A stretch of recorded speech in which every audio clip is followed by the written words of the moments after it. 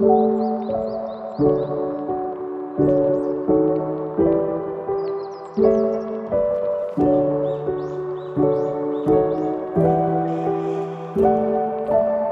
deh, kabar baik? Alhamdulillah baik Pak. Dijemput nggak? Enggak sih saya baru Oh berantem. Ya udah. Kamu tahu nggak kenapa saya panggil di sini? tahu Pak. Kenapa emangnya? Karena saya tidak mengerjakan tugas yang berkelas. Nah, bagus kalau udah tahu. Itu saya juga dulu pernah tuh nggak ngerjain PR. PR apa sih? Bahasa Sunda deh kalau nggak salah. Ya udah kalau begitu.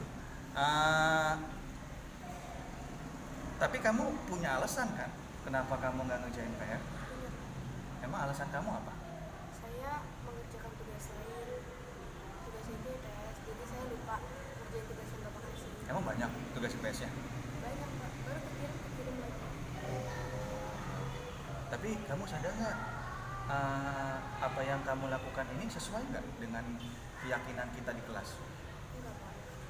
Kamu masih ingat keyakinan kita di kelas waktu itu apa? Apa emang? Mengumpulkan tugas dan mengerjakan tugas tepat waktu. Nah itu dia.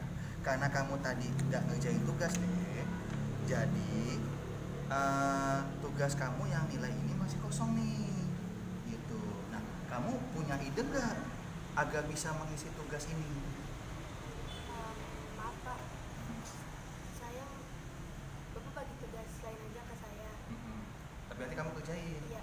Oke, baik. Yaudah nanti berarti kamu saya kasih tugas lain aja ya untuk mengisi kosongan nilai ini ya. Yaudah, makasih Pak. Saya berjanji nggak akan mengulangi lagi. Saya juga berjanji akan membagi waktu untuk tugas-tugas lain agar tidak Ketinggalan tugasnya. ketinggalan. Ya. Yaudah. Nah, dari kelas 7D. Pada awalnya saya merasa bersalah karena belum mengerjakan PR. Setelah melakukan kegiatan restitusi dengan Mr. Andri, saya menyadari bahwa tindakan saya tidak sesuai dengan keyakinan kelas. Sekarang saya menjadi sadar dan berjanji untuk merubah diri saya menjadi lebih baik. Terima kasih. Ulang ya. Assalamualaikum warahmatullahi wabarakatuh. Ya, selamat siang teman-teman semua. Ya, terima kasih untuk waktunya kepada teman-teman untuk bisa mengikuti pengimbasan yang saya lakukan dan Bu Rizka guru penggerak. Sebelum kita mulai, alangkah baiknya kalau kita berdoa dulu sesuai dengan kepercayaan masing-masing. Berdoa dimulai. Untuk materi yang akan disampaikan itu kita akan mengambil materi modul 1.4. Jadi modulnya itu ada 3, teman-teman. Ada 1.1, 1.2, 1.3, dan 1.4. Nah, yang ada tugas untuk pengimbasannya itu adalah modul 1.4, yaitu budaya positif. Ya, silakan bukunya. Di guru penggerak itu kita sangat concern, sangat digaung-gaungkan tentang Ki Hajar Dewantara, gitu. Jadi yang sangat digaungkan banyak ing nakso sutulodo ing madyo mangungaso tuturi hati-hati. Tahu artinya? Tahu kan? Berikan contoh ing madyo mangungaso, yang tengah memberikan sebagai semangat, memberikan semangat. Dan yang di sekolah-sekolah biasanya tuturi ada mewujudkan nilai-nilai keyakinan, gitu. Nilai-nilai keyakinan yang diterapkan di sekolah. Jadi menumbuhkan motivasi intrinsik dari siswanya, seperti itu. Kalau budaya positif yang ada di SMP 1 apa sih? Contohnya ada yang bisa menyebutkan 3 aja. Satu-satu. Assalamualaikum. Ya, menerapkan 5E, salam, senyum, sapa, sopan, santun. Ada lagi budaya positifnya. Pembiasaan, betul. Ada lagi budaya positifnya. Sambut. Nah, ya. Sebenarnya di setiap sekolah, karena sekarang itu adalah kurikulum merdeka, tujuannya profil pelajar Pancasila. Hafal nggak? Ada 6 apa aja? Bagus, saya itu belum gitu. Ada 6. Yang pertama, bertakwa kepada Tuhan Yang Maha Esa dan berakhlak mulia. Yang kedua, gotong royong. Yang ketiga, mandiri. Yang keempat, berpikir kritis. Yang kelima, berkebenangan global. Yang keenam, kreatif bukan ya? Iya, kreatif saya hafal. Alhamdulillah. Alhamdulillah. Itu mulu yang di budaya positif ini itu ada 3 materinya. Ada perubahan paradigma tentang respon dan teori kontrol, lalu ada kedisiplinan positif dan teori motivasi, ada keyakinan kelas, ada 5 kebutuhan dasar manusia, 5 posisi kontrol, dan yang terakhir yang sangat wow tadi yang saya bilang adalah segitiga restitusi. 3 awal akan saya bawakan, saya coba bawakan, dan yang 3 akhir akan nanti dibawakan oleh Bu Rizka. Seperti itu. Ya, dilanjut nih. Ini mah teori-teorinya aja ya, teori kontrol. Dilanjut aja nih. Biasanya kalau maksud teori kontrol itu ada beberapa mispersepsi tentang teori kontrol. Yang pertama, ilusi guru bisa mengontrol murid. Ini sebenarnya ada perilaku yang tidak disukai. Tadi sempat ada tuh di ruang guru tuh, yang anak yang menggunakan kata-kata kurang sopan. Itu dalam teori kontrol sebenarnya dia punya tujuan tertentu tuh. Gitu. Apa tujuannya? Nanti kita lihat, nanti kita buka. Ilusi yang selanjutnya, ada ilusi bahwa penguatan positif efektif, semua penguatan positif efektif itu bermanfaat. Itu ilusinya tuh. Itu apa tuh, segala usaha untuk mempengaruhi murid agar mengulangi suatu perilaku tertentu adalah suatu usaha untuk mengontrol murid tersebut. Jadi kebiasaan itu pun sebenarnya masuknya ke sini. Penguatan positif efektif yang bermanfaat. Terkadang itu menjadi suatu ilusi tuh. Gitu. Yang ketiga ada ilusi bahwa kritik dan membuat orang merasa bersalah dapat menguatkan karakter. Mohon maaf, bukan menyalahkan, tapi ketika anak itu berbuat salah, itu kita biasanya ada tuh cara-cara untuk membuat anak itu bersalah, sehingga anaknya itu cuma nunduk, iya bu, maaf bu. Nah itu sebenarnya kurang tepat. Kalau menurut dari ilusi ini ya, dari teori yang di budaya positif ini, itu kurang tepat sebenarnya. Begitu. Ada lagi yang terakhir nih. Nah, orang dewasa memiliki hak untuk memaksa. Karena kita merasa sebagai guru, jadi kita yang istilahnya lebih berpengalaman daripada anak, biasanya ada tuh sedikit jiwa-jiwa arogan. Lu masih siswa, gua udah jadi guru, harusnya lu ngikutin gue. Itu biasanya kan. Dalam diri, gak diungkapkan ke anak sih enggak, cuma kita pasti ada yang seperti itu. Padahal bukan seperti itu seharusnya tindakan budaya positifnya. Itu.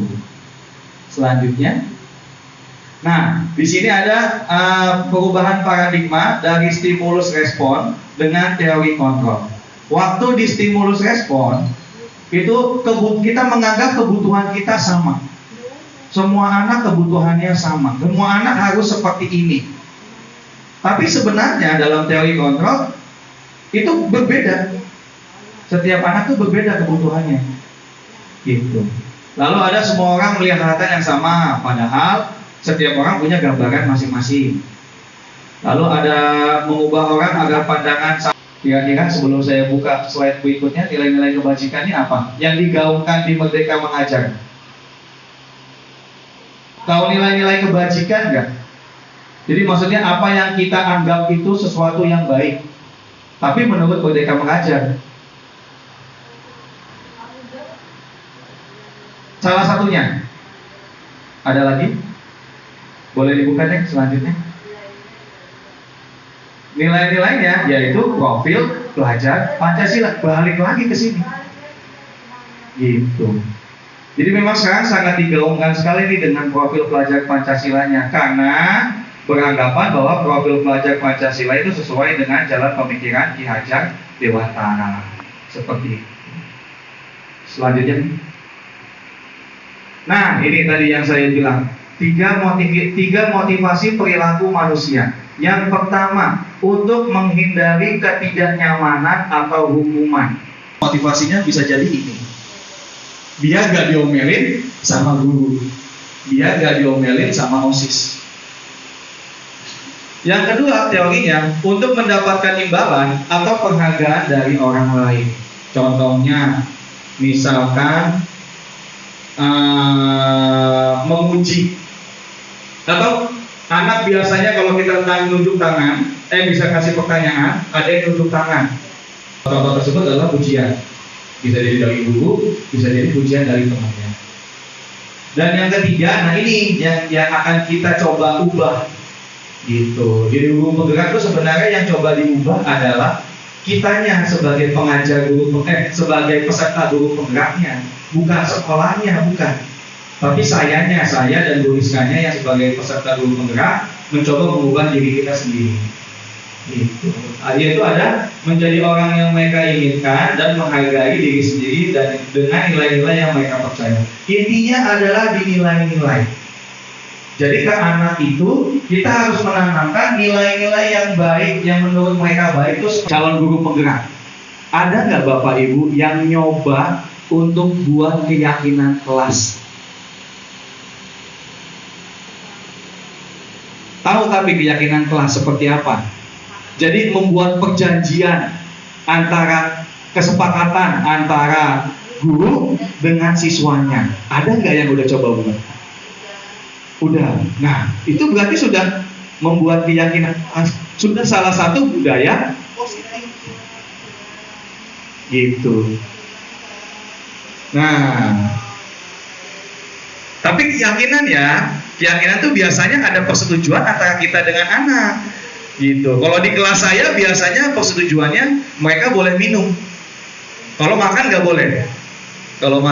Kalau minum boleh. Gitu. Terus kalau misalkan saya mulai pelajarannya itu biasanya 10 menit. Di beberapa kelas ada yang minta 5 menit, di beberapa kelas ada yang minta 10 menit. Nggak apa-apa. Gitu, selama alasan mereka masuk akal dan mereka nanti bisa menyambung yang tadi sebelumnya, nilai-nilainya. Kalau di saya, anak boleh ngobrol, kecuali kalau misalkan saya lagi nerangin. Kalau saya nggak lagi nerangin, silakan mau ngobrol boleh, bebas. Gitu kalau di saya kesepakatan kelasnya. Seperti itu. Dah, dilanjut aja nih. Nah, selanjutnya untuk materi keempat dilanjut oleh Ibu Rizka. Ya, yang tidak sependapat bisa saling mengoreksi sama-sama. Hal keempat dari budaya positif yang kami pelajari adalah mengenai kebutuhan dasar. Kenapa kita dikasih materi tentang kebutuhan dasar? Jadi ini semua bermula pada saat kebanyakan ketika kita menghadapi anak-anak yang melakukan tindakan indisipliner seperti itu. Misalkan ada anak yang di kelas lesu, diem pada saat kita nerangin, gitu kan? Kita sebagai guru kan biasanya nanya ya, kenapa kamu diem? Kenapa nggak merhatiin pada saat ibu nerangin seperti itu? Kita pasti bertanya seperti itu kan? Kenapa? Tapi sebenarnya sebelum kita bertanya seperti itu, kita juga harus menganalisis sebenarnya ini anak kira-kira apa sih kebutuhannya yang kurang. Kita kan harus tahu ya, ini anak kekurangannya apa, gitu. Kebutuhannya apa sih yang tidak terpenuhi. Untuk tahu kebutuhan apa yang tidak terpenuhi dari si anak tersebut, untuk memahami alasan dia tidak memperhatikan pada saat kita ngajar, kita juga harus mempelajari apa aja sih kebutuhan dasar dari manusia atau siswa di sini. setiap tindakan siswa, setiap tindakan manusia, kita juga sebagai guru pasti semuanya punya tujuan tertentu. Kita berbuat hal-hal yang baik ada tujuannya, kita membuat hal-hal yang buruk juga pasti ada tujuannya. Anak pun seperti itu. Kita bisa lihat dulu ada beberapa jenis kebutuhan dasar atau rumah yang layak huni yang baik seperti itu. Yang kedua ada kebutuhan kasih sayang dan rasa diterima. Nah ini bersifat psikologis. Jadi misalkan ada anak-anak dia ternyata sering cari perhatian sama kita, sama gurunya. Pas dicek ternyata kebutuhan dia di rumah tuh kurang kasih sayang, kurang perhatian dari kebutuhan dasar penguasaan. Biasanya kelihatan ada anak-anak yang di kelas dia tuh bersikap seperti aku nih ketua gengnya atau aku nih ketua kelompoknya. Jadi kalau temennya ada yang nggak nurutin apa yang diminta disuruh, itu biasanya dia langsung membusukkan badannya, nggak takut sama saya gitu. Nah itu biasanya anak-anak yang seperti itu tuh haus akan kebutuhan kekuasaan seperti itu. Yang berikutnya adalah kesenangan. Kesenangan itu biasanya saya baru nemuin kemarin ada jadi anak dia nggak ngerjain PR, terus dia saya tanya kamu kenapa nggak ngerjain PR, lupa gitu. Tapi main handphone ingat nggak?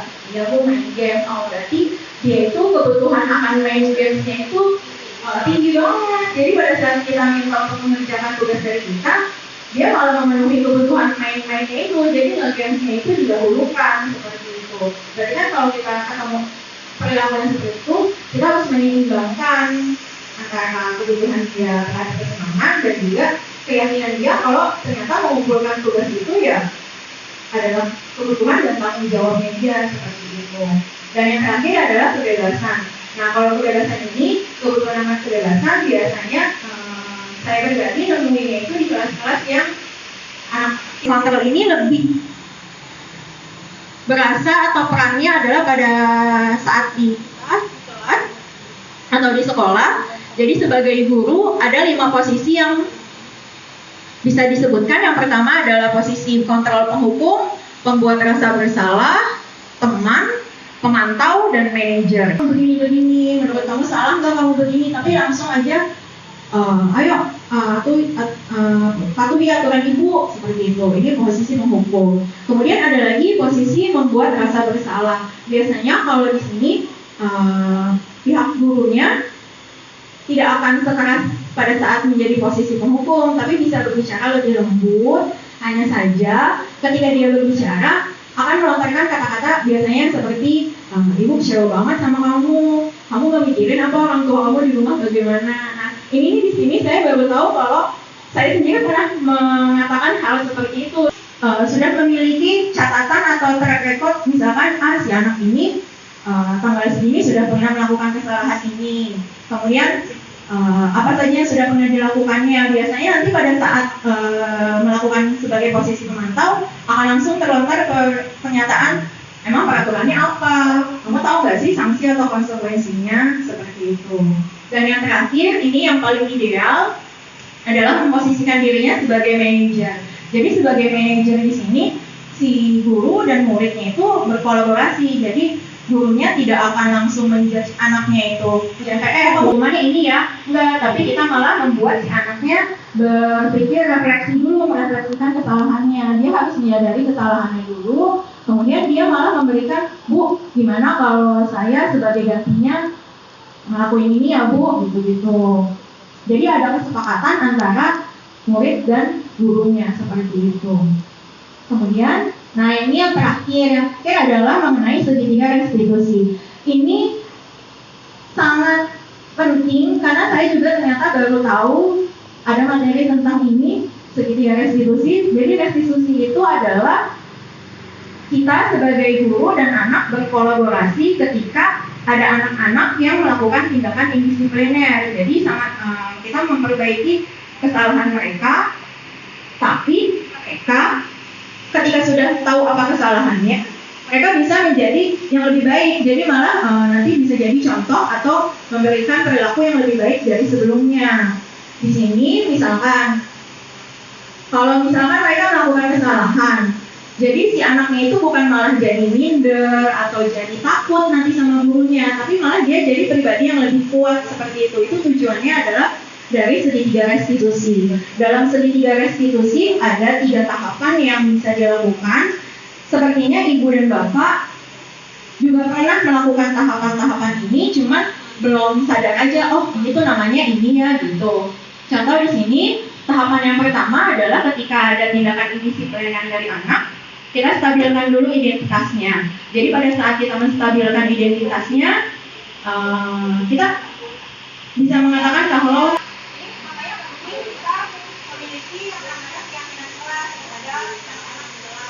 jadi kita nanti akan bertanya, jadi sebenarnya keyakinan kelas kita apa? Kita kayak balik ke anaknya. Dia harus bisa dong apa yang sudah dia lakukan sesuai atau tidak sama keyakinan kelas kita dan sepakati. Kemudian kamu pengen jadi orang seperti apa? Kita jadi membuat siswa berpikir dan merefleksikan perbuatannya. Itu adalah ketiga tahapan dari segitiga restitusi. Saya yakin ibu dan bapak pasti juga tidak pernah melakukan ini, cuma memang tidak tahu oh kalau ini namanya secara nggak langsung kita sebenarnya udah melakukan bagian restitusi. Contoh ilustrasinya ada percakapan di sini. Kelihatan nggak Bu? Baik, menurut saya pengimbasan yang dilakukan oleh 2 teman saya dari calon guru penggerak ini sangat bermanfaat sekali. Jujur sampai detik ini yang dibutuhkan oleh guru-guru adalah pengimbasan seperti ini yang berhubungan dengan bagaimana kita terhadap peserta didik secara langsung. Karena kita tidak bisa mengandalkan bimbingan konseling untuk permasalahan-permasalahan yang bisa diselesaikan oleh wali kelas atau guru mata pelajaran.